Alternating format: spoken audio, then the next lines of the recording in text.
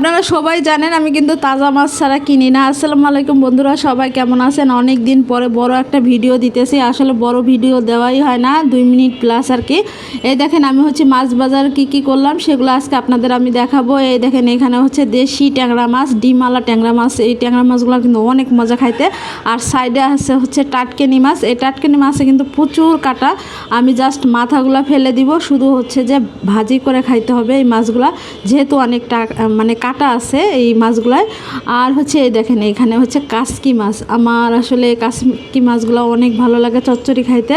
আর এইখানে আছে দেশি চিংড়ি মাছ। এই চিংড়ি মাছগুলো 800 টাকা কেজি নিছে। আমি কিন্তু এই 800 টাকা কেজিতে কিন্তু আমি বড় চিংড়ি আনতে পারতাম, তবে এই ছোটো চিংড়িগুলাই আনছি। এগুলো দেশি চিংড়ি মাছ, মানে একটু মানে ঘ্রাণ হয় বেশি। এই চিংড়ি মাছগুলো অল্প একটু দিলেই কিন্তু একটা ভাজি করা যায়, অনেক ভালো লাগে।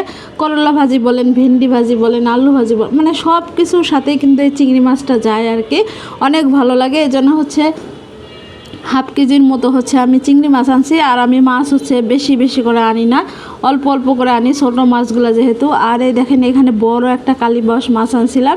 আপনারা সবাই জানেন রুই মাছ আমাদের কাছে ভালো লাগে না, আমরা সব সময় কালীবাউস মাছ বা কাতলা মাছ কিনি। আর এখানে আছে বড় একটা পাঙ্গাস মাছ কিনছি। তা যাই হোক, এই কালীবাউস মাছটা অনেক মিষ্টি লাগে আমার কাছে, আর অনেক ভালো লাগে। আর মাছগুলা কিন্তু একবারে নড়তেছিল। তাজা মাছ ছাড়া আমি কখনোই কিনি না, আপনারা সবাই জানেন কম বেশি যারা আমার ভিডিও দেখেন। আর যে বাজারগুলা কেমন লাগলো, মাছগুলা কেমন লাগলো অবশ্যই কিন্তু কমেন্ট করে জানাবেন। আর আপনাদের এরকম মাছ মানে মাছ বাজার করলেন বা সবজি বাজার করলেন, মানে যে কোনো বাজার করলেন, মানে যারা ভিডিও ছাড়েন, মানে যারা ভিডিও দেন তারা কিন্তু সব বিষয়ে মানে এগুলো ভিডিও করে রাখবেন, পরে আস্তে আস্তে করে ছেড়ে দিবেন। এই ভিডিওটা আমার 2 দিন আগের। যাই হোক, এই যে বাজার করে আনছিলাম, এরপরে কিন্তু আমার প্রচুর কাজ ছিল। এগুলো সবগুলা লবণ দিয়ে সুন্দর করে ধুইতে হবে, তারপর পানি ঝরায় আমি যে ফ্রিজে রাখবো। দেখেন কত কাজ, তাহলে মানে ওই দিন আমার প্রায় মাগরিবের আজান দিয়ে দিছিল। আমার গোসল করতে করতে এতগুলা মাছ আনছিলাম, একটা মুরগিও আনছি সাথে।